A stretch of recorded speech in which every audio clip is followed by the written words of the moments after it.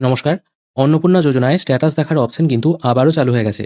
অর্থাৎ citizen portal কিন্তু আবারও চালু হয়ে গেছে।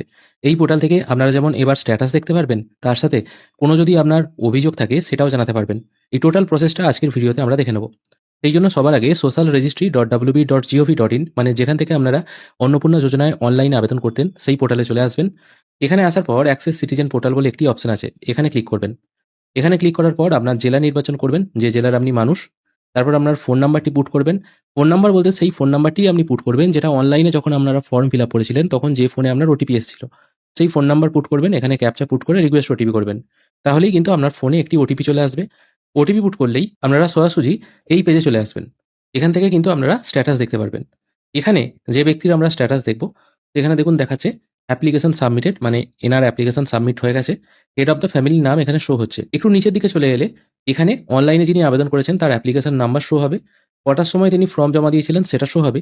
তার সাথে ওই পরিবারে কতজন মেম্বার টাকা পাচ্ছে সেটাও কিন্তু শো হবে। যদি টাকা পায় সেক্ষেত্রে অ্যাপ্রুভ লেখা থাকবে।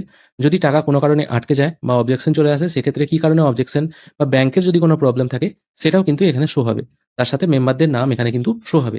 এইভাবে কিন্তু আপনারা স্ট্যাটাস দেখতে পারবেন এবং এখানে কার কী স্ট্যাটাস দেখাচ্ছে সেটাও অবশ্যই কমেন্ট করে জানাবেন।